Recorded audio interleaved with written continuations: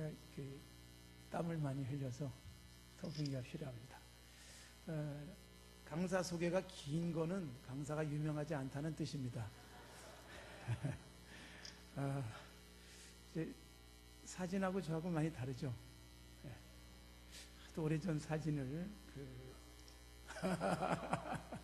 예, 감사합니다. 이게 4주 동안 계속 하시는, 주일마다 하시는 집회인데 제가 첫 시간이 돼가지고 얼마나 좋은지 모르겠어요. 왜냐하면 두 번째부터 어떻게 되든 제가 신경 쓸 게 없으니까요. 그리고 혼자서 집회를 하면 둘째 날이 굉장히 신경 쓰여요. 둘째 날 어떻게 되나. 근데 제가 두 번째 어떻게 되든 신경 안 써도 되기 때문에 제가 오늘 여러분과 기쁨의 말씀 함께 나누기를 바랍니다. 자, 오늘 아주 편안한 주제를 같이 나누겠습니다. 첫 시간인데 사랑 이야기를 하겠습니다. 사랑, 얼마나 마음이 훈훈하고 편안해지는 단어입니까? 야곱의 사랑 이야기예요. 야곱의 사랑 이야기. 여러분 야곱을 잘 아시죠? 야곱이 외삼촌 라반의 집으로 도망가서 20년을 살게 됩니다. 그런데 외삼촌 라반의 집으로 도망가서 20년을 살 때 외삼촌이 야곱에게 이렇게 말합니다. 네가 아무리 내 조카지만 우리 집에서 뭔가 품삯을 받아야 되지 않겠냐? 그래서 근로 계약을 해요. 야곱에게 외삼촌이 말합니다. 네가 요구하는 대로 주겠다. 얼마 주면 되겠냐? 그런데 여러분, 야곱이 요구한 것은 돈이 아니었습니다. 야곱이 요구한 것은 뭐예요? 내가 사랑하는 라헬을 위해서 7년 동안 월급 받지 않고 일할 테니까 7년 후에 라헬과 결혼하게 해주세요. 이것이 야곱의 근로 계약이었습니다. 외삼촌이 그래 좋다, 내가 내 조카인데 내 딸을 너한테 주는 게 훨씬 좋으니까 7년 동안 일하자 그랬습니다. 그래서 야곱과 외삼촌 라반과 근로 계약이 끝났습니다. 7년 동안 월급 받지 않고 일하는 대신 7년 후에 누구하고 결혼해요? 라헬과 결혼하는 것을 조건으로 근로 계약이 끝났습니다. 자, 여러분, 야곱은 이제부터 라헬과 결혼하려면 몇 년을 일해야 됩니까? 7년을 열심히 일해야 했습니다. 여러분, 7년이 얼마나 긴 시간입니까? 그런데 7년이 굉장히 빨리 간 것으로 본문은 말씀하고 있습니다. 여러분 20절 보시기 바랍니다. 20절 보시면 야곱이 라헬을 위하여 7년 동안 라반을 섬겼으나 그를 사랑하는 까닭에 7년이 어떻게 흘러갔다?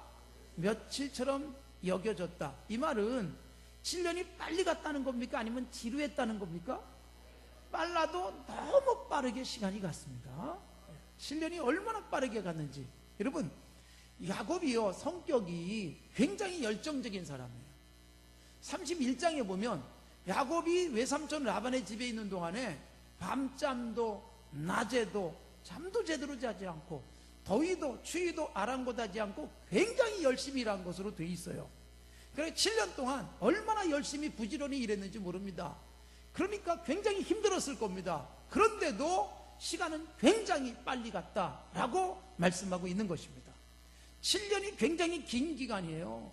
여러분, 7년, 한 해, 두 해, 3년, 5년, 7년, 얼마나 긴 시간이겠습니까? 그런데 시간이 너무 빨리 갔어요. 너무 빨리 갔어요. 여러분, 남자들은 군대를 가면 요즘은 뭐 한 21개월 있다가 제대를 합니다만은 제가 군대에 있을 때 저는 40개월을 있었습니다. 그런데 제가 40개월 있는 중에 저는 이제 정훈장교로 가가지고 장교로 근무했기 때문에 40개월을 있었지만 제가 근무하면서 이렇게 사병들, 그때는 뭐 요즘보다 훨씬 더 많이 군대 생활을 했습니다만 사병들이 얘기하는 걸 이렇게 들어보면 이런 얘기들을 합니다. 다음 달에 전역을 할 병장이 3개월 남은 병장에게 묻습니다. 너 얼마나 남았냐? 그러자 3개월 남은 병장이 신이 나가지고 3개월만 있으면 제대합니다. 그리고 좋아해요. 그러면 다음 달에 제대하는 병장이 뭐라고 말하는가 하면, 야, 이 녀석아, 나 같으면 자살하겠다. 3개월을 어떻게 버티냐 그거예요. 이게 군에서 3년도 안 되는 기간을, 뭐 요즘 같은 경우는 2년도 안 되는 기간을 있으면서 일반적으로 느끼는 시간에 대한 개념이에요. 제 아들이 군대 갔다가 작년 12월 25일 크리스마스 날 제대를 했습니다.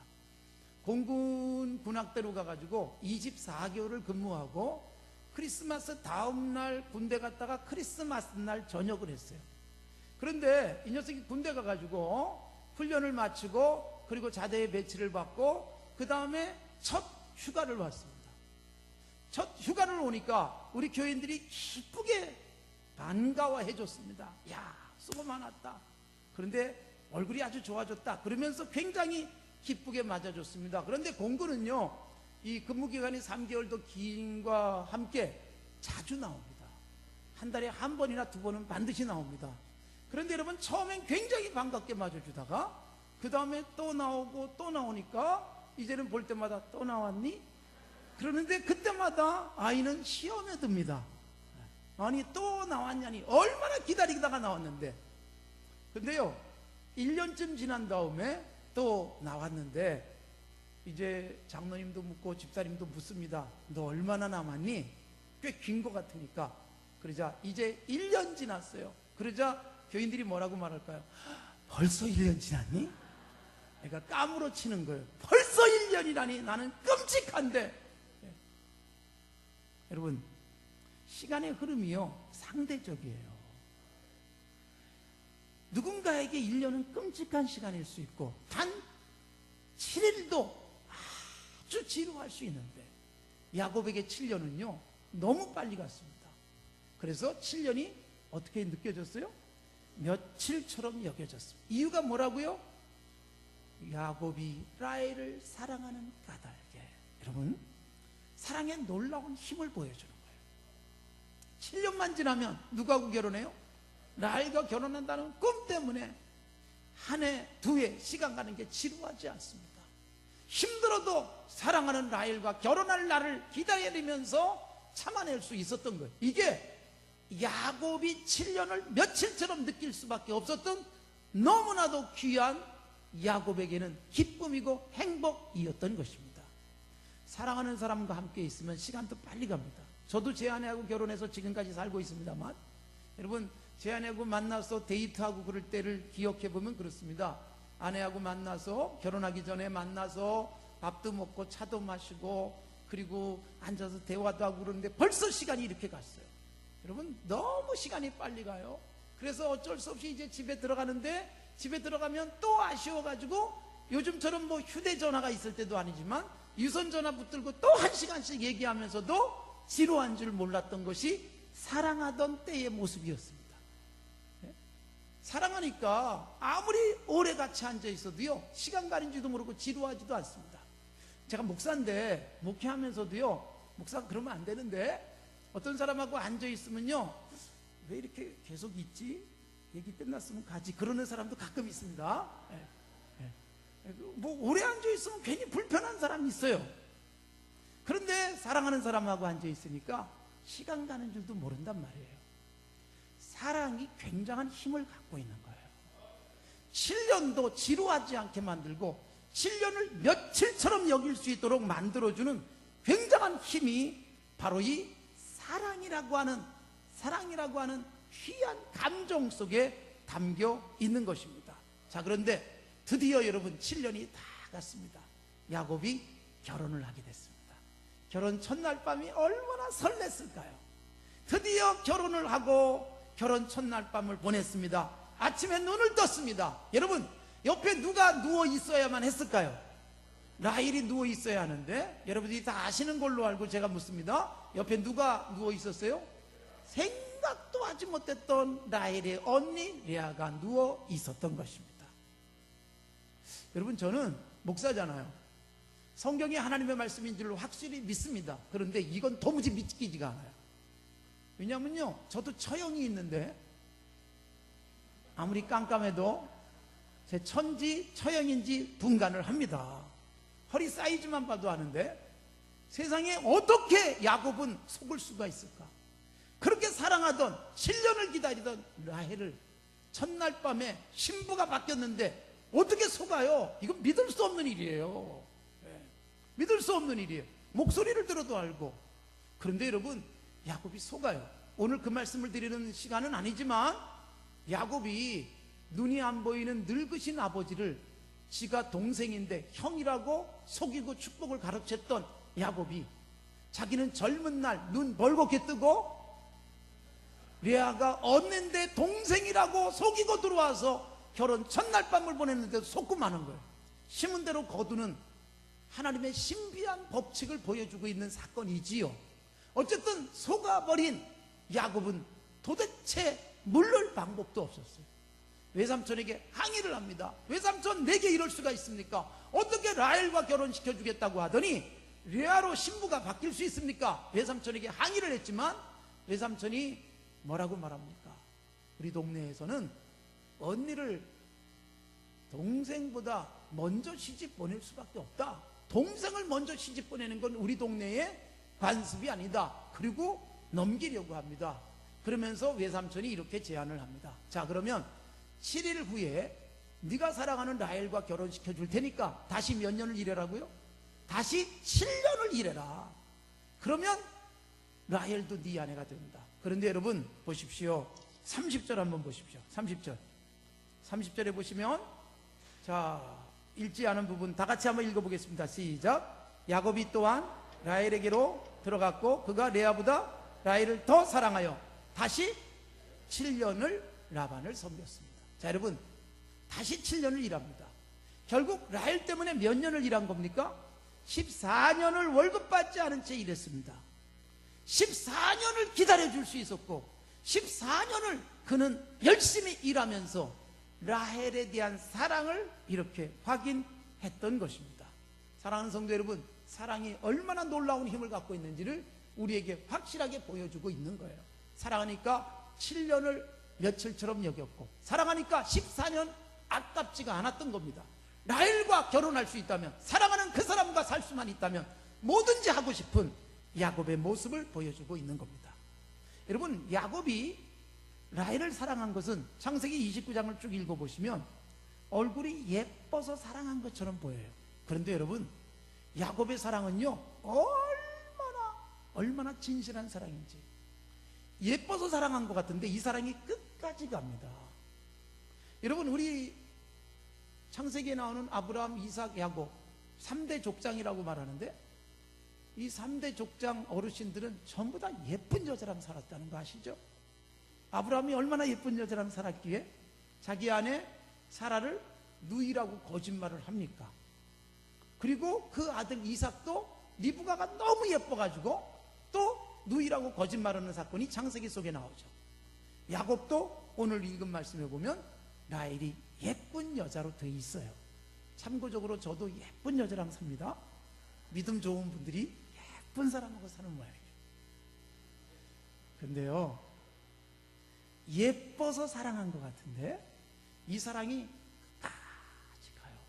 보세요. 야곱이 라헬에 대한 사랑 때문에 14년을 다 쏟아붓습니다. 근데 여러분, 안타깝게도 야곱에게 자식을 낳아준 4명의 여자 중에 누가 제일 먼저 죽습니까? 라헬이 먼저 죽어요. 35장에 보면 너무너무 사랑한 라헬을 하나님이 제일 먼저 데려가셨어요. 너무 사랑하면 위험해요. 근데요, 라헬이 죽으니까 야곱이 그때부터 누구에게 매달리기 시작해요? 요셉이에요. 요셉이 누구예요?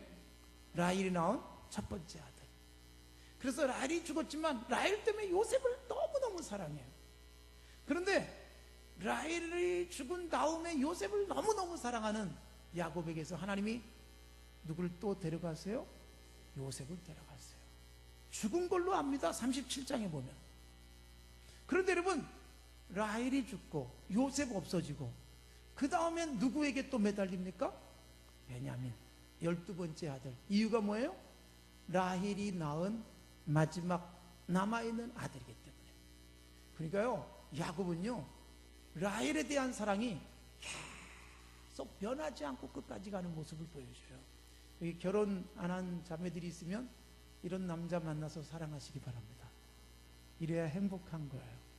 제가 요즘 젊은이들 보면요, 참 제가 이렇게 보면서 느끼는 게 많이 다르다는 생각. 저희가 이렇게 데이트하고 그럴 때는요, 교회에서 누가 볼까봐 숨어서 했는데, 요즘 청년들은 둘이 사귀기 시작하면 그날부터 같이 앉아요. 보란 듯이. 무슨 뜻이에요? 우리 건드리지 마세요. 우리 사랑하게 내버려 두세요. 라는 데몬스트레이션을 합니다. 근데 제가요, 예배 시간에 이렇게 보면 어느 날 얘네들이 같이 앉기 시작해요. 그러면 제 가슴 속에 걱정이 생겨요. 무슨 걱정인 줄 아세요? 저것들 언제 찢어지나? 요즘 젊은이들은요, 만나서 뭐 사랑한다, 사귄다 그러면 날짜 세잖아요. 만난 지 100일 되면 100일 잔치 합니다. 돌 되면 거의 안 하지만 돌잔치 합니다. 사실 돌잔치까지 가지도 않고 또 깨져요. 근데요, 재밌는 건 깨지면 또 다른 사람하고 또 거기 앉아. 사랑의 날짜를 세는 사람들이요, 얼마나 쉽게 끝나는지 몰라요. 야곱은요, 한 번 사랑한 라헬에 대해서 끝까지 사랑해요. 죽어도 그 아들에게. 그 아들이 사라지니까 남겨진 베냐민에게 사랑을 계속 쏟아붓는 야곱의 기가 막힌 사랑을 보여주는 거예요. 야곱의 사랑이요, 라헬이 죽어도 눈에 보이지 않아도 라헬에 대한 마음으로 가슴은 가득 차 있는 귀한 사랑을 야곱을 통해서 보여주고 있는 겁니다. 여러분, 사랑이 얼마나 놀라운 힘을 가지고 있는지를 우리에게 보여주는 거예요. 돈 많으면 그걸로 큰일을 할 수 있고, 또 건강하면 하나님의 교회에서도 이렇게 저렇게 봉사도 할 수 있어요. 그러나 여러분, 돈이 아무리 많아도 주님에 대한 사랑이 없고, 그리고 교회에 대한 사랑이 없으면요, 절대로 일할 수 없습니다. 그런데 돈은 없어도 사랑이 넘치면 돈 많은 사람도 할 수 없는 놀라운 일들을 해내는 거예요. 그게 사랑의 힘이에요. 건강하지 않아도 가슴속에 사랑이 있으면 몸이 불편함에도 불구하고 건강한 사람도 해내지 못하는 일들을 할 수 있다는 것입니다. 이게 사랑의 놀라운 힘이에요. 사랑이 가지고 있는 힘. 사랑은 사람의 능력을 뛰어넘습니다. 아무리 머리로 계산해도 답이 나오지 않는 일들을요, 사랑은 해내요. 어떻게 그걸 할 수 있을까 싶은데 사랑하니까 해내는 것이 사람이 유일하게 갖고 있는 최고의 힘인 사랑이라는 것입니다. 제가 제 아내하고 결혼을 했습니다. 근데 여러분, 제가 결혼하기 전에 제 아내하고 만나서 사랑을 했는데, 저는 아주 가난한 신학생이었습니다. 신학대학원에 다니고 있던 학생이었고, 제가 아주 가난했어요. 그래서 제가 군대에 가가지고요, 40개월 동안 군생활 하면서 제가 굉장히 착실한 사람이에요. 군대에서 정훈장교로 가가지고 중2 첫 번째 봉급을 받았더니 13만 9천 원이 나왔어요. 그 다음에 2호봉이 되니까 14만 9천 원이 나오더라고요. 그래서 제대할 때까지 16만 원이 넘지 않았습니다, 제 월급이. 근데 여러분, 제가 군대에 있는 동안에 열심히 저축해가지고 40개월 근무를 했지만 그 중에 3개월은 훈련기간이니까 용돈 4만 원씩 밖에 받질 않았고, 나머지 기간 37개월이 채 안 되는 기간 동안에 열심히 저축해가지고 무려 400만 원을 모았습니다. 400만 원을요, 37개월에서 일주일 빠지는 기간 동안에 월급 13만 원, 14만 원, 15만 원 받으면서 모았어요. 그게 제 전 재산이었어요. 신학대학원 다니면서 제가 총신대학교가 있는 사당동 바로 옆에 옥탑방에 400만 원 가지고 전세로 방을 얻어가지고 옥탑방에 살면서 양지에 있는 신학대학원에 차 타고 계속해서 학교를 다녔습니다. 근데 여러분, 그때 제 아내 된 사람을 만났는데, 저도 가난한 신학생이었고 제 아내는 아주 가난한 대학생이었습니다. 제 아내는요, 초등학교 5학년 때 아버지가 천국에 가시고 그때부터 4번째 집안에서 둘째 딸이자 그리고 4남매 중에 막내딸로 자랐는데 아버지가 돌아가시고 어머니가 4남매를 키우셨어요. 그러니까 굉장히 힘들게 공부를 했는데 제 아내는요 피아노가 너무너무 치고 싶었어요. 초등학교 다니면서 피아노를 배우다가 아버지 돌아가시고 생활이 어려워지니까 피아노 학원을 더 이상 나가지 못하게 됐어요. 피아노 학원 원장님이 너 왜 피아노 학원 안 오냐? 돈이 없어서 가지 말래요. 그래서 원장님이 긍휼히 여겨가지고 너 그냥 와라. 내가 그냥 가르쳐 줄게. 그래서 피아노를 그렇게 원장 권사님의 긍휼하심에 따라서 피아노를 배웠습니다. 여러분 그래도 열심히 피아노 치고 그래가지고 대학을 갔어요. 오르간과를 갔습니다. 그래서 오르간을 공부했는데 대학 다니면서 학비를 직접 벌어야 되니까 열심히 알바를 했습니다. 그래도 피아노 레슨하며 다녔기 때문에 조금 수입이 나은 편이었지만 방학 내내 열심히 아르바이트를 하고 또 학기 중에도 저녁에 끝나면 뭐 반포로 뛰어다니고 곳곳에 다니면서 피아노 레슨을 해가지고 그래서 학비를 모았어요. 그러다가 오빠가 학비가 없어서 쩔쩔매면 오빠 등록금 대주느라고 자기는 휴학을 하기도 하면서 공부를 했으니까 대학을 오래 다녔습니다. 저하고 결혼하고 난 다음에 그 다음에 졸업을 했어요. 그러니까 여러분 대학 다니는 게 아주 힘들었어요. 그런데 그런 가난한 대학생 시절에 가난한 신학생이었던 저를 만나서 사랑을 했습니다. 얼마나 바쁘게 공부하고 장학금 받아야 되고 또 아르바이트해서 학비를 벌어야 됐고 저도 역시 가난한 신학생이었으니까 아주 부지런히 살아야만 했습니다. 그런데 여러분 이렇게 가난한 신학생과 대학생이 만나가지고 그렇게 바쁘게 사는데도 사랑하니까 데이트할 시간이 생겨요. 거기다가 제 아내가요 그렇게 학비를 모아야 되는 어려운 형편에도 저하고 교제하는 1년 동안 피에르 가르땡 와이셔츠도 사오고 금강구두도 2켤레나 저한테 사다 줬어요. 가장 좋은 구두라고 하는 구두를 제게 2켤레나 사다 줬어요. 여러분 돈이 없고 시간이 없어도 사랑하니까 시간도 나고 돈도 생겨요. 근데 제 아내가 굉장히 똑똑한 사람입니다. 투자를 잘했습니다. 지금은 제가 신발 다 사주고 옷도 제가 다 사주고 있습니다. 선택을 잘하면 그리고 투자를 잘하면 이렇게 회수하는 거예요. 제가요 해외여행을 나가면 혼자 나갔을 때도 반드시 사다 주는 제 아내의 선물이 있어요. 뭘까요? 신발 사다 줍니다. 245 사이즈 구두를 꼭 사다 줘요. 그래서 혼자 가서도요 반드시 제 아내 신발 볼루로 쇼핑하러 갑니다. 어떤 때는요 제 아내하고 같이 갔어요. 근데 그 해에도 제 아내가 신발 가게 들어가서 신발을 골랐습니다. 제 아내가 신발을 이렇게 저렇게 고르고 또 다른 가게 들어가서 고르다가 드디어 2켤레를 딱 뽑았어요. 저한테 물어봤어요. 여보 이게 이뻐요 저게 이뻐요. 제가 어떻게 했을까요? 2켤레 다 사줬습니다. 왜 그럴까요? 그 가난하고 어려운 때에 제게 신발 사준 기억하니까 제가 지금은 그냥 해주고 싶더라는 거예요. 여러분 사랑이 얼마나 위대한 힘을 갖고 있는지 몰라요. 사랑하면요 내가 할 수 없는 것들을 해내는 거예요. 수영도 못하는 엄마가 아들이 물에 빠져서 허우적대는데 내가 뛰어들면 나도 죽을 걸 알면서 뛰어드는 것 똑똑한 머리가 없어서가 아닙니다. 바보여서가 아닙니다. 사랑이 가슴속에 있기 때문에 아들이 죽어가는데 내가 죽을지언정 뛰어드는 겁니다. 내가 뛰어들어서 같이 죽을지언정 뛰어드는 게 사랑이라고 하는 놀라운 힘이라는 것을 우리에게 분명하게 곳곳에서 알려주고 있지 않습니까?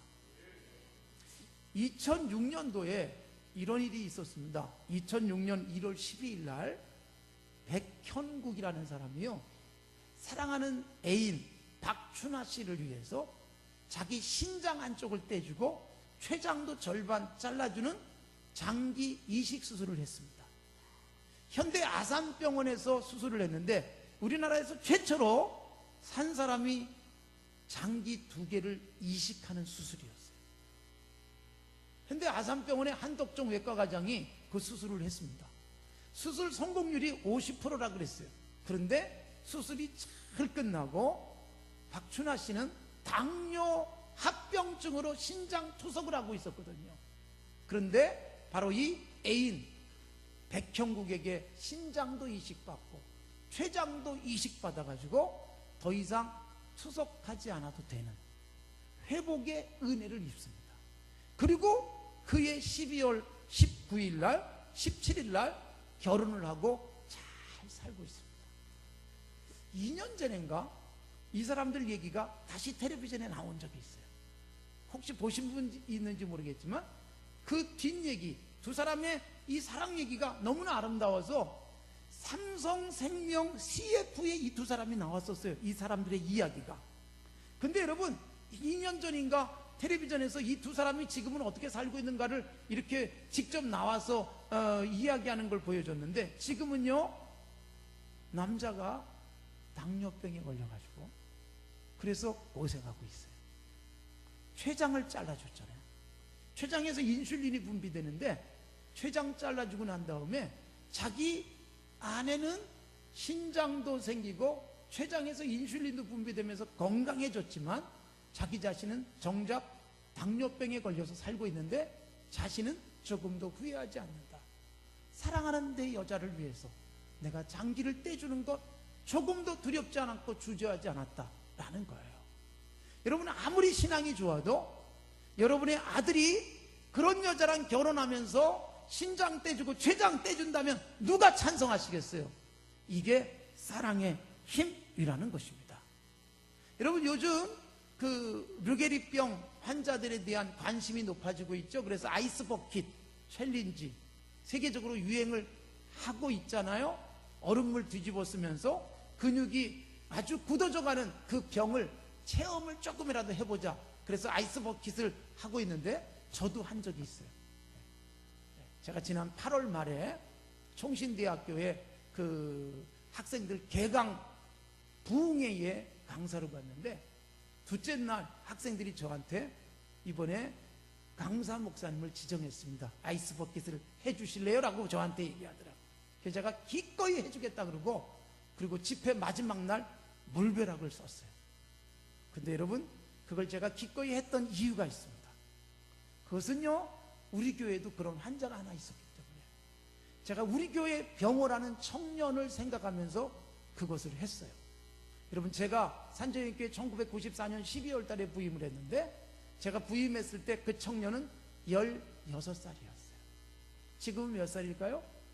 36살이 됐어요.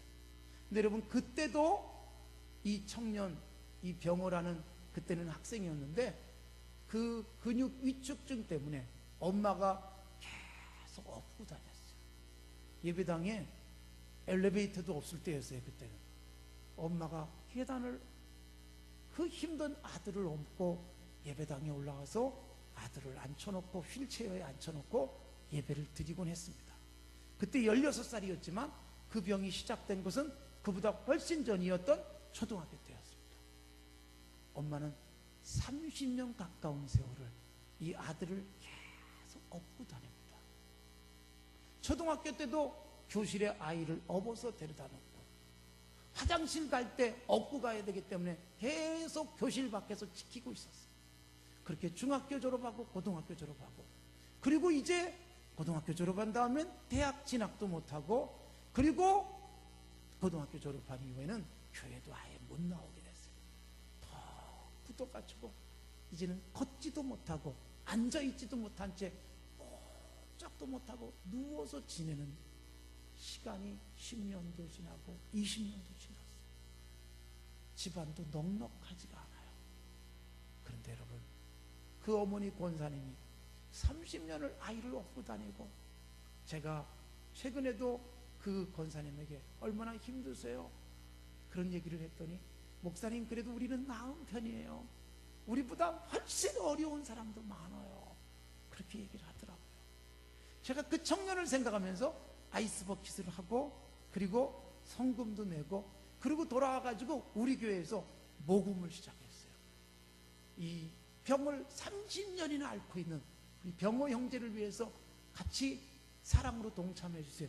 지난주부터 추석 끝나고 모금을 시작해가지고 지난주 한 200만 원, 이번 주도 한 200만 원, 다음 주도 계속해서 모금을 하기로 했어요.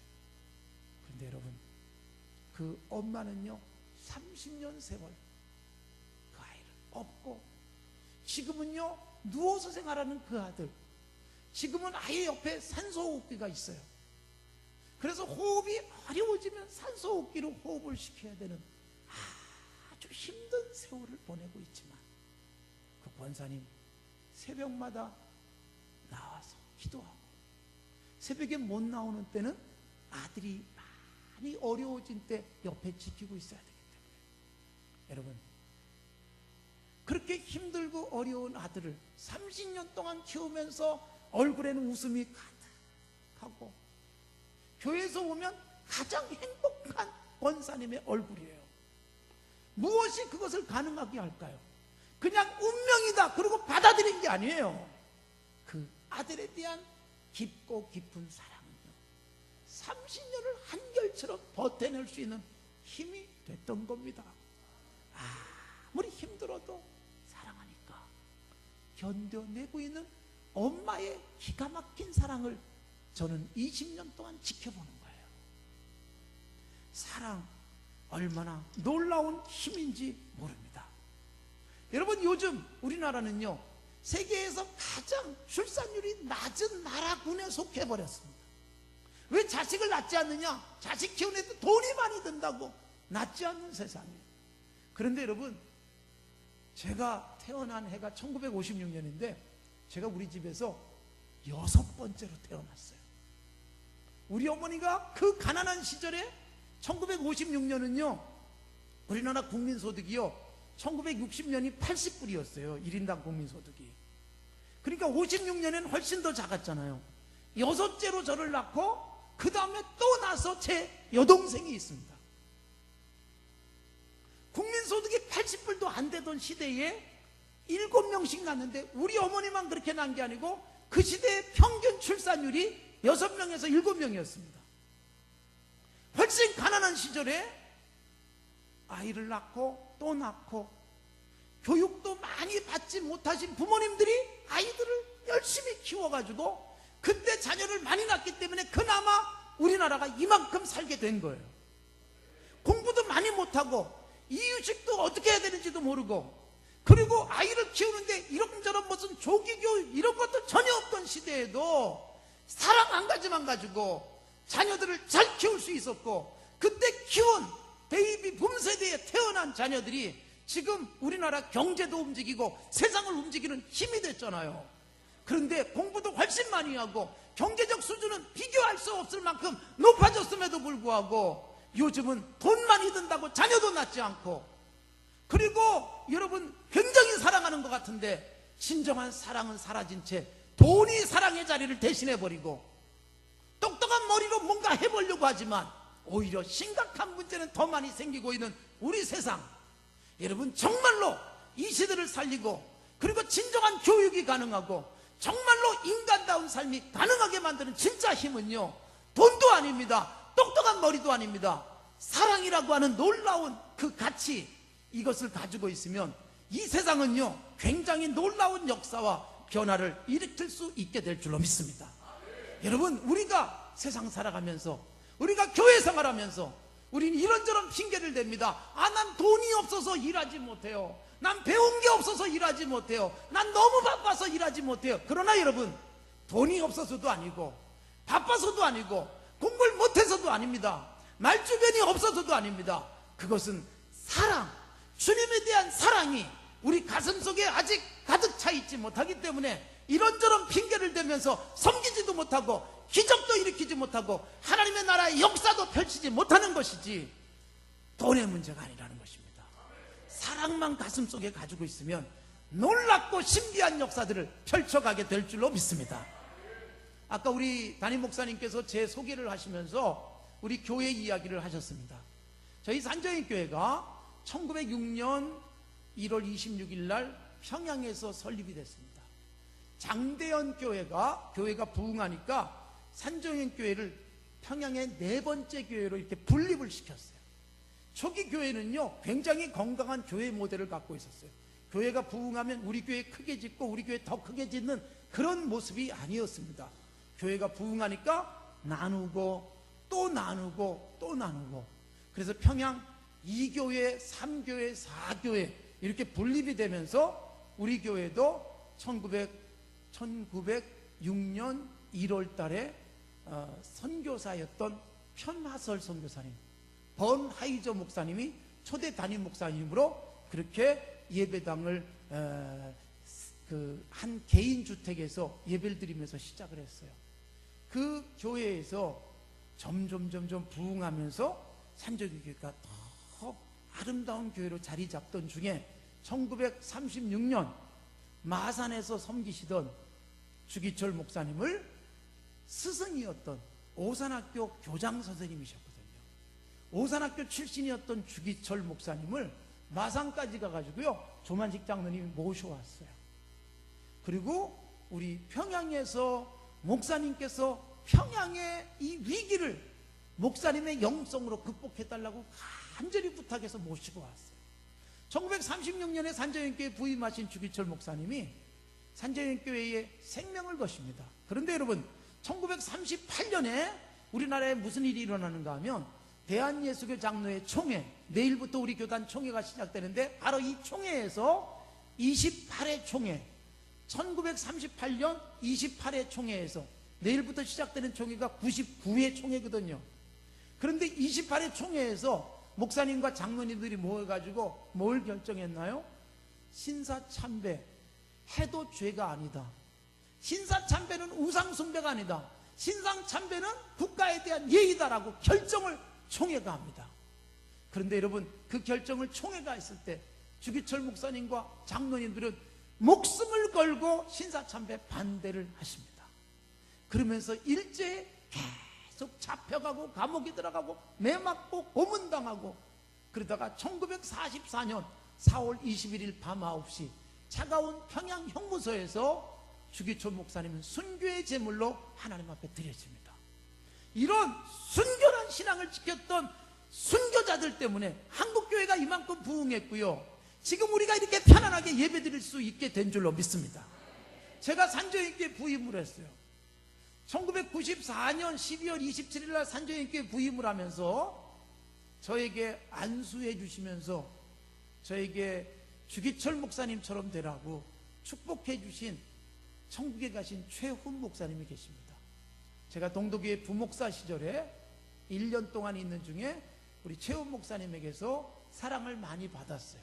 그런데 제가 산정현교회 간다니까 우리 최훈 목사님이 너무너무 기뻐하시면서, 김 목사 좋겠다, 김 목사 난 너무너무 부러워, 내가 젊은 시절에 사실은 산정현교회 그렇게 가고 싶었는데 나는 안 받아주더니 너는 받아줬구나. 그러면서 최호 목사님이 너무너무 기뻐해 주시고 제게 안수하면서 이렇게 말씀하셨어요. 가서 제2의 주기철 목사가 되라우, 그렇게 제게 말씀을 해주셨어요. 제가 감격 속에 눈물을 흘리면서 최호 목사님의 안수를 받고, 그리고 산정현교회 부임해가지고 제 가슴 속에 주기철 목사님을 생각했어요. 제2의 주기철 목사님이 되라고 했는데, 주기철 목사님은 어떤 삶을 사셨을까? 계속 공부를 하다가 주기철 목사님이 마지막 순교 직전에 남기신 말을 찾아냈어요. 주기철 목사님처럼 위대한 순교자는 마지막 천국 가시기 직전에 무슨 말씀을 남기셨을까? 제가 책을 찾아 읽고, 그리고 후손 되시는 주강조 장로님이나 손자 되시는 주승중 목사님을 통해서 직접 확인도 했습니다. 지금도 구귀학 권사님을 통해서 계속 제가 듣고 있는 얘기예요. 오정모 사모님께서 주기철 목사님이 순교하시는 날 오정모 사모님이 면회를 가셨습니다. 평양형무소에 면회를 가셨는데 주기철 목사님이 먹지도 못하시고 모진 고문 끝에 걸음도 제대로 걷지 못하는 모습으로 면회를 나오셨어요. 간수가 부축을 해가지고 거의 없다시피 해서 오정모 사모님과 면회를 했습니다. 오정모 사모님이 주기철 목사님의 처참한 모습을 보면서 눈물을 흘리면서 목사님을 위해서 기도해 드리고, 그리고 목사님 이기셔야 합니다. 이기셔야 합니다. 그게 뭘까요? 순교하시라는 거예요.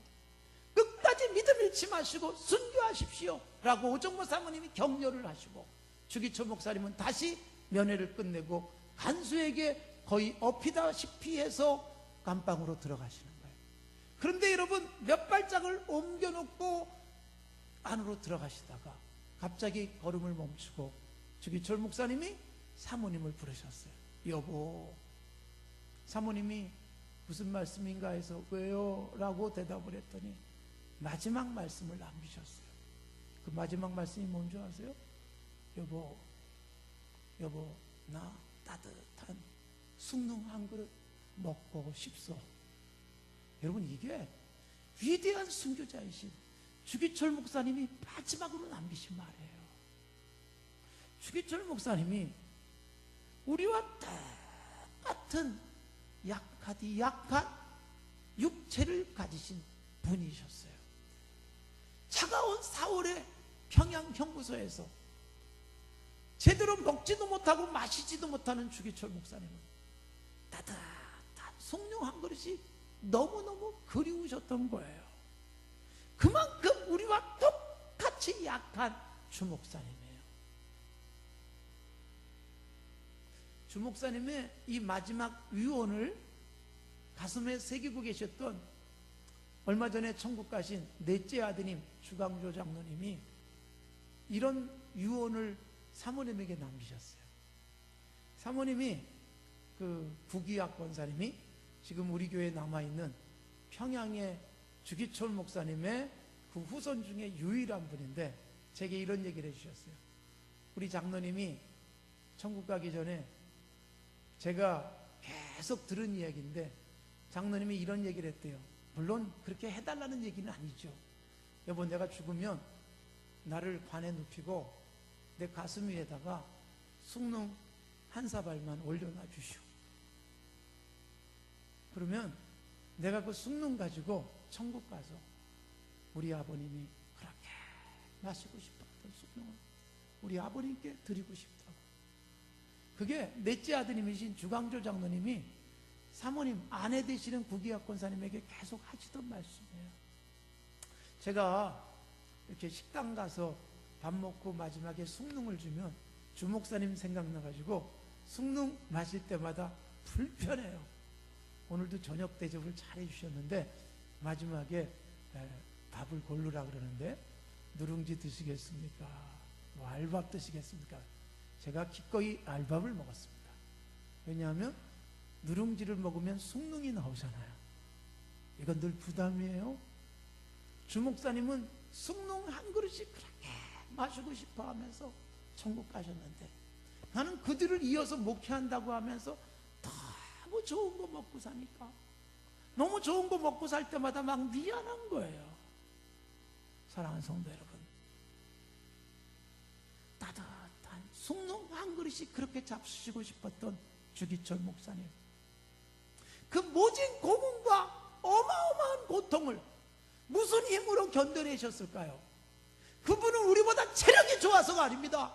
그분은 우리보다 참을성이 아주 뛰어났기 때문에 견뎌내신 것이 아니었습니다. 주기철 목사님의 생애를 읽으면서 그분을 묵상할 때마다 느껴지는 것은, 주님이 나를 위해서 죽으신 그 사랑에 감격하신 주기철 목사님, 그 사랑이 가슴 속에서 주 목사님으로 하여금 모진 고문들을 견뎌내게 했고, 그 죽음의 위협을 두려워하지 않고 싸워서 승리하게 만들었던 진정한 힘이었던 것입니다. 사랑하는 성도 여러분, 남보다 뛰어난 체력을 갖고 있기 때문이 아니고, 남보다 돈이 더 많기 때문이 아니고, 남보다 공부를 더 많이 했기 때문이 아니라, 예수님에 대한 사랑이 감격스러우면, 여러분, 내가 할 수 없는 일들도 기꺼이 해낼 수 있는 놀라운 능력이 그 속에 나타나게 될 줄로 믿습니다.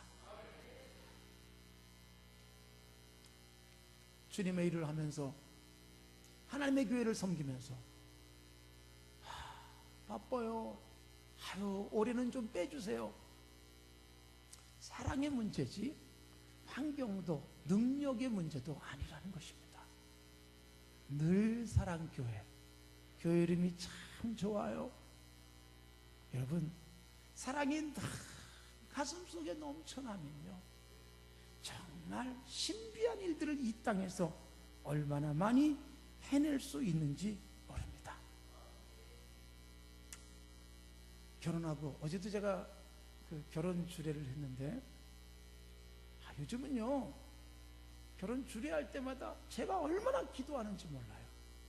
전에는 그렇게 기도 안 했는데 요즘은 지들은 기도 안 하고 제가 기도해요. 걱정이 돼가지고 이것들 제대로 살까 싶어가지고. 정말 결혼하고요, 제가 주례해주고 났는데 AS 할 일이 너무 많이 생기는 거예요. 애프터 서비스, 이것들은 막 밤낮 없이 싸우고 저를 불러댑니다. 어떤 땐 새벽 2시에도 찾아가요. 가면 막 난장판이에요. 둘이 싸우느라고. 목사가 거기 가서 싸움도 더 말기고, 그거 사내 못 사내 하는데 살게 만드느라고 얼마나 힘든 일들이 많이 생기는지. 그래서 결혼 주례 부탁받을 때마다 아주 긴장이 돼요. 제가 주례한 이것들이 제대로 살아야 되는데, 그래서 제가 기도하는 거예요. 근데 여러분, 싸우는데 이야기를 들어보면 이런저런 이유가 많아요. 이래서 못 살겠다고, 저래서 못 살겠다고, 이혼해야 되겠다고. 근데 여러분, 성격 탓이다, 뭐 이것 탓이다 그러지만 그 문제 아니거든요. 사랑의 문제거든요. 아까 말씀드린 사랑이 끝까지 가야 되는데, 사랑이 유효기간이 있어요. 오래 못 가요. 가슴 속에 사랑이 계속 살아있으면요, 사랑이라는 건 꺼지지 않거든요.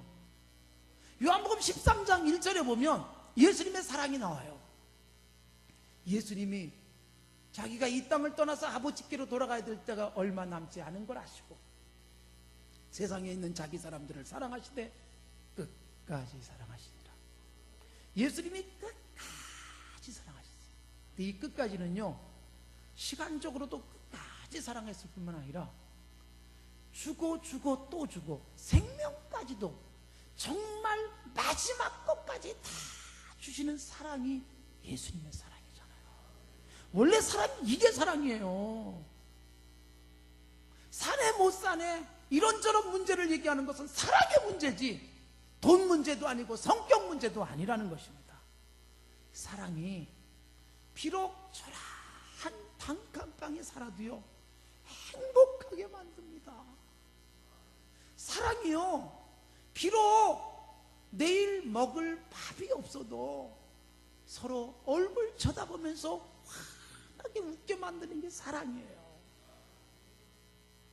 제 아내하고 처음 결혼했을 때 저는 교회 지하실에 있는 단칸방에서 살았어요. 침대 하나 놓으면 아무것도 더 이상 들어가지 않는 그 방에 침대, 중고 침대 하나 놓고 그 다음에 옆에 밥상 하나 놓고 그리고 둘이 살았어요. 예배당의 지하에서. 근데 여러분, 그렇게 살면서도 얼마나 행복했는지. 사랑이 그 속에 있었기 때문에 지금 넉넉한 집에서 좋은 옷 입고 좋은 음식 먹고 살아도 그래서 더 행복하지가 않다는 거예요. 사랑 그것 자체가 지금도 저를 행복하게 만드는 진정한 힘이라는 것입니다. 요한계시록 2장과 3장에 보면 에베소 교회, 서머나 교회, 두아드리아 교회, 사대 교회, 빌라델비아 교회, 라오디게아 교회에 대한 예수님의 편지가 나오잖아요. 첫 번째 교회인 에베소 교회를 향해서 예수님이 이렇게 말씀하십니다. 요한계시록 2장 2절에 내가 너의 행위를 잘 안다. 너의 인내도 안다. 수고도 안다. 악한 자들을 용납하지 않고 자칭 사다라고 하지만 거짓된 자들 그거 잘 걸러낸 것도 내가 잘 안다. 참았고 그리고 견디고 게으르지 않았다. 칭찬해요. 그런데 요한계시록 2장 4절에 보면 그러나 한 가지 책망할 것이 있다. 그게 뭐예요? 처음 사랑을 버렸노라. 에베소 교회 가요. 부응했어요. 에베소 교회가 대단한 인내심을 가지고 견뎠어요. 에베소 교회가 대단한 능력도 드러냈지만 예수님이 들여다보실 때 다른 건 다 있는데 첫사랑은 실종된 거예요. 사랑을 회복해라. 사랑을 도로 찾아라. 그렇지 않으면 촛대를 옮겨버리겠다. 예수님의 경고였어요. 그 첫사랑을 회복하지 못한 에베소 교회는 그냥 사라지고 만 거예요. 교회를 교회되게 하는 건요, 화려한 건물 아니잖아요. 어마어마한 건물 수백억 수천억짜리 예배당 세워놓고 갈등하고 싸우는 교회가 교회입니까? 거기에 예수님이 계실까요? 사랑이 사라져버린 교회가 교회일 수 없잖아요. 돈이 많아도 화려한 건물에서 예배를 드려도 사랑이 사라져버린 그곳에 예수님이 계실까요? 그런데 여러분, 천막을 치고 예배를 드려도요, 사랑이 넘치면 행복합니다. 예배에 감격이 넘칩니다. 생동감 넘치는 신앙으로 하나님을 찬양합니다. 여기가 천국이라는 고백들을 하면서 서로 웃으면서 끌어안아주면서 나와 다른 사람과 손잡고 예수님 안에서 형제요 자매임을 확인하는 진정한 천국이 사랑으로 말미암아 이루어질 수 있는 줄로 믿습니다. 예수님께서 부활하셨어요. 그리고 예수님이 제자들을 만나십니다. 그 중에 베드로와 7명의 제자들을 만나시는 사건이 요한복음 마지막 장 21장에 나와요. 예수님이 밤새도록 물고기 잡다가 한 마리도 잡지 못한 채 지쳐있는 제자들을 갈릴리 호숫가에서 지켜보시다가 묻습니다. 얘들아, 너희에게 고기가 있느냐? 한 마리도 못 잡았는데요. 배 오른편에 그물을 내려서 물고기를 잡으라. 153마리 펄쩍펄쩍 뛰는 큰 물고기를 잡은 제자들, 예수님인 줄 알고 깜짝 놀라서 베드로는 그냥 뛰어내려서 예수님에게 달려오고, 그런데 예수님은 호숫가에 숯불을 피워놓은 채 떡을 굽고 계셨어요. 밤새 지쳐있던 제자들의 몸을 따뜻한 숯불에 녹여주시고 막 고낸 떡을 제자들에게 먹여주고 지금 잡은 물고기도 가져오라고 해서 물고기를 고서 제자들의 배를 따뜻하게 채워주시고 난 예수님을 3번이나 모른다고 부인했던 시몬 베드로를 다시 믿어주고 다시 제자로 삼고 다시 교회의 일꾼으로 세우시는 임명식을 합니다. 그런데 여러분, 이때 예수님이 베드로에게 너 다시는 나를 부인하지 않을 자신 있니? 묻지 않습니다. 너 설교 잘할 수 있니? 묻지 않습니다. 너 전도 잘할 수 있니? 묻지 않습니다. 너 감옥에 들어가서도 잘 견딜 수 있니? 묻지 않습니다. 3번 예수님을 부인했던 시몬에게 예수님이 물으신 것은 3번, 내가 나를 사랑하느냐? 내가 나를 사랑하느냐? 내가 나를 사랑하느냐? 3번의 사랑의 고백을 예수님이 받으시는 거예요. 주님, 제가 주님 사랑하는 거 주님이 아시잖아요. 그래, 내 양을 먹여라. 그래, 내 양을 쳐라. 그래, 내 양을 먹여라. 여러분, 시몬 베드로의 능력, 시몬 베드로의 다짐, 그게 아니었어요. 사랑의 고백을 받으신 다음에 사랑한다면 넌 할 수 있을 거야. 그리고 사랑의 힘이 시몬 베드로로 하여금 생명을 주님 앞에 드리는 삶으로 변화시키잖아요. 사랑하는 성도 여러분, 우리에게 지금도 사랑을 묻는 거예요. 너 정말 날 사랑하니? 야곱은요, 연인에 대한 사랑 때문에 7년도 며칠처럼 여기면서 잘 견디고 그 사랑이라고 하는 따뜻한 가슴이 그로 하여금 14년을 버텨낼 수 있게 해줬는데, 예수님의 사랑, 하나님의 사랑을 가슴속에 아는 사람들이 얼마나 놀라운 일을 해낼 수 있을까요? 하나님이 세상을 이처럼 사랑하사 독생자를 주셨다. 사랑하는 성도 여러분, 어떻게 하나님이 우리를 위해서 그 아들을 이 땅에 보내시고 죽게 하실 수 있을까요? 그것은 다른 게 아니라는 거예요. 하나님이 우리를 사랑하셨기 때문에, 사랑하니까 아들까지도 주실 수 있었던 하나님을 우리가 믿음으로 바라보는데, 내가 주님을 사랑한다면, 그 하나님을 사랑한다면 뭐가 아깝겠어요? 이런저런 핑계, 이래서 못하고 저래서 못하는 것들은 사랑이 가슴속에 어느새 싸늘하게 식었기 때문인지 모르고, 사랑이 내 가슴속에 아예 자리 잡지 않았기 때문인지도 모르고, 사랑한다고 했지만 사실은 가짜였을지도 모르는 겁니다. 사랑을 회복하시면 놀라운 하나님의 역사들을 펼치게 될 줄로 믿습니다. 제가 산정인교를 섬기면서 정말 제 가슴에 남는 아주 가난한 집사님 한 분이 지금도 잊히지 않습니다. 7년 전에 천국에 가신 그분은요, 아주 가난하게 살았어요.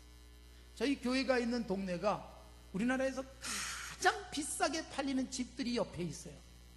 올해 우리나라에서 제일 비싸게 팔린 집, 그러면 우리 교회 옆집이에요. 집도 너무너무 커요. 제가 우리 교인이 거기 살아서 우리나라에서 제일 비싼 집이라는 집에 들어가 봤는데, 들어갈 때부터 그 집사님이 차를 탁 보내가지고 교회에서 걸어서 5분인데 기사와 함께 차를 보냈어요. 아니 뭔 기사를 보낸다 그러냐, 걸어가겠다. 그래도 차 타고 오십시오. 근데 차를 타고 가야 될 이유가 있더라고요. 출입이 안 돼요. 그 차가 탁 들어가니까 앞에 서 있던 사람들이 정중하게 절을 하면서 제 차가 탁 통과를 하더라고요. 그렇지 않으면 들어가려면 온갖 조사를 해야 되니까 차가 와서 저를 탁 모시고 가고, 엘리베이터 탈 때부터 시작해서 문 열 때까지 기사가 쫙 안내해가지고 문을 탁 열고, 그리고 두 분이 나와서 기쁘게 환영을 해주고, 그리고 집안 구경을 쫙 했는데 하마터면 제가 혼자 들어갔으면 길을 잃을 뻔했어요. 집안에서. 그 집이 우리 예배당보다 크더라고요. 네. 그런데 여러분, 그렇게 비싼 집들이 옆에 있는데 그 집 바로 옆에 뒤에 작년 11월까지 비닐하우스라는 집이 존재를 했습니다. 비닐하우스는 진짜 비닐하우스예요. 비닐하우스에다가 보온 덮개 덮고, 그 다음에 바닥에다가 연탄 보일러 깔고, 그리고 사는 사람들이 45가구 정도가 무허가 비닐하우스로 옆에 있었어요. 바로 그 비싼 집 뒤에 있었는데, 최근에 이제 작년 11월 달까지 다 집을 철거하고 다른 데로 보냈어요.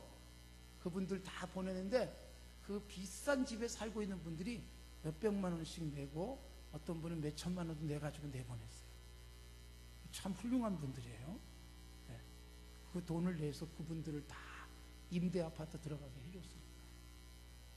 근데 여러분, 그 비닐하우스에 살던 집사님이 계셨어요. 이분은요, 직업이 칼을 가는 분이었어요. 칼. 우리 집에 와서도 칼을 갈아주셨어요. 요즘 누가 칼 안 갈잖아요. 그런데 자전거 타고 칼 가지고 칼을 이렇게 앞에 꽂고 다니면서 칼 갈라고 소리 지르고, 식당마다 가서 칼 갈고 몇 분이나 걸렸어요. 우리 교회 주방에도 와서 칼을 새파랗게 나를 시퍼렇게 세워주시는 분이 그분이었어요. 그분의 주제가는 날 세우소서. 그래서 그분이 칼날을 시퍼렇게 세우시는데, 그분이 자전거를 타고 지나가다가 저를 교회 앞에서 만나면요, 늘 자전거 타고 지나가면 손을 흔들면서 목사님 그렇게 부르시던 분이에요. 근데 여러분, 그분이 매달 11조를 하시는데 얼마나, 제가 강대상에서 바로 확인하거든요. 헌금 들어오면 찬양대가 찬양하는 동안 뒤에 앉아가지고 헌금을 다 봐요. 감사 이유 뭐 이런 것도 다 보고, 예배 끝나고 나갈 때 제가 이렇게 저렇게 인사들을 하는데, 이분의 11조가 탁 들어온 그 주 얼마인가 보면 12,000원. 얼마 번 거예요? 12만 원. 그 다음 달은 아유 조금 수입이 줄었네, 11,000원. 또 그 다음 달은 아이고 할렐루야 조금 늘었어요, 13,000원. 거기서 오가는 거예요. 12만 원 벌기도 하고 13만 원 벌기도 하고. 그런데 꼬박꼬박 11조. 여러분, 12만 원 다 갖고 써도 한 달 어떻게 살겠어요? 거기서 11조를 떼시는 그분은요, 그분의 그 11조는요, 남들의 120만 원, 1200만 원보다 훨씬 더 귀한 11조였어요. 그 11조가 어떻게 가능할까요? 머리로 계산하면 불가능한데요, 예수님에 대한 사랑이 가슴속에 딱 전하니까 그 어려운 중에 11조가 가능한 거예요. 제가 11조 내는 게 막 부끄러울 정도예요. 그런데 그분이 암에 걸려서 천국 가셨어요. 너무너무 제가 가슴이 아팠어요. 그래도 천국 가니까, 그리고 장례식을 제가 처음부터 끝까지 정성껏 해드렸어요. 그분이 막 새벽에 돌아가셨다고 연락이 와서 제가 급하게 바로 교회 옆이니까 쫓아갔더니 정말 천국 가셨어요. 근데 시신은 원래 119에서도 실어주지 않잖아요. 시신은 반드시 시신을 운구하는 차만이 옮기게 법적으로 돼 있는데, 그거 불러서 옮기면 10만 원이나 15만 원이 들어가요. 제가 그분 돈 아껴드리려고 돌아간 다음에, 그분, 여러분, 한 달에 10만 원 벌던 분, 제가 시신 옮기는데 10만 원 쓸 수가 없잖아요. 제 차를 갖다 대놓고 제가 업고 나와서 제 차에 그냥 실었어요. 아직 안 죽었다 그러고. 그리고 그냥 응급실로 가가지고 이 사람 좀 봐달라고 그랬더니 의사가 나와서 아이고 운명하셨습니다. 그래서 그냥 영안실로 모시고 가서 장례식을 잘 치러드렸어요. 여러분, 사랑이 가득한 사람이 돈이 없어도 한벽속에 11조 하면서 11,000원 11조 하는 그분의 11조가 하나님은 얼마나 기쁘게 받으셨어요. 목사인 제가 봐도 주님에 대한 사랑이 넘쳐나는 그분, 하나님이 얼마나 기쁘게 천국에서 반기며 맞아주셨을까 생각하면 너무너무 감격이에요. 서울의 강북에서 전도사로 있을 때, 그때도 강북의 아주 가난한 동네 제가 맡은 지역에 권사님을 신방했습니다. 권사님이 혼자 사시는데 신방 갔어요. 아주 초라한 집에 이렇게 허리를 굽혀야 들어갈 수 있는 집에서 살고 계시는 권사님인데, 권사님하고 앉아서 예배를 드렸어요. 예배를 다 마치고 났더니 권사님이요, 아이고 전도사님 대접할 게 없어서 어떡해, 그러면서 바로 나갔다가 들어오더니 이만한 냉면 그릇 같은 걸 하나 들고 오셨어요. 거기 보니까 뭐가 있었느냐, 그냥 허연 물이에요. 멀건 물이 있는데 전도사님 대접할 게 없었어요. 설탕물 타왔어요. 그때는요 설탕에 특별 소비세도 붙던 시대였잖아요. 군대에서 면세품에 설탕이 나왔어요. 3kg짜리. 그러니까 설탕이 귀한 거예요. 그분이 젊은 전도사를 대접하고 싶은데 아무것도 커피도 하나 없으니까 이만한 대접에 설탕물을 가득 타가지고 왔어요. 전도사님 피곤하실 텐데 이거 드세요. 근데 제가 제일 싫어하는 게 단 거예요. 그런데 그분이 타온 설탕물 한 대접을 그냥 꿀꺽꿀꺽 입도 안 떼고 다 마시고, 권사님 감사합니다. 권사님이 타준 설탕물 때문에 피곤이 싹 풀렸어요.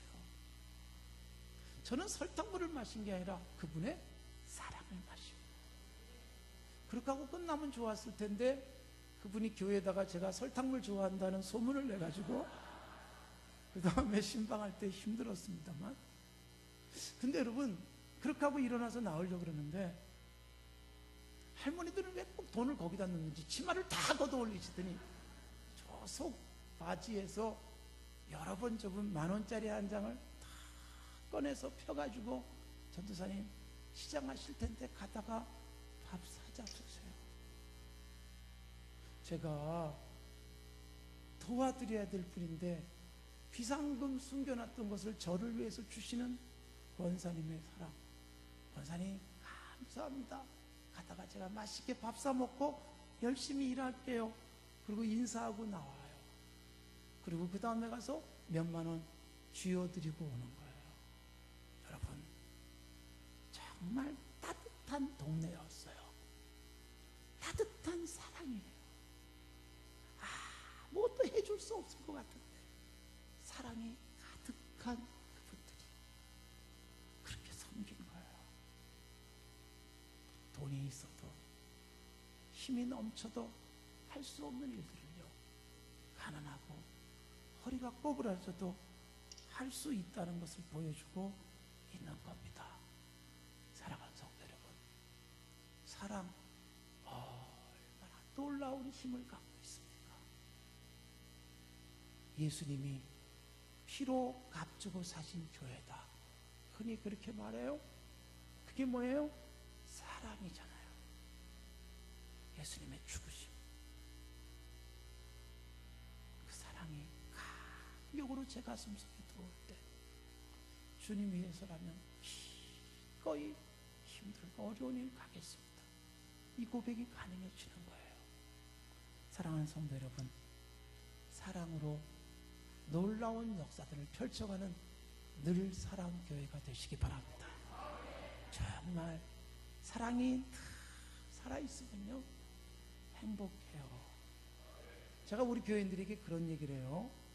여러분, 여러분의 남편을 믿지 마십시오. 그리고 또 이렇게 얘기합니다. 여러분, 여러분의 아내를 믿지 마십시오. 세상에 믿을 놈 아무도 없습니다. 여러분의 남편을 믿을 게 아니라 사랑하십시오. 여러분의 아내, 남편은 사랑할 대상으로 주신 것이지 믿을 대상으로 준 게 아닙니다.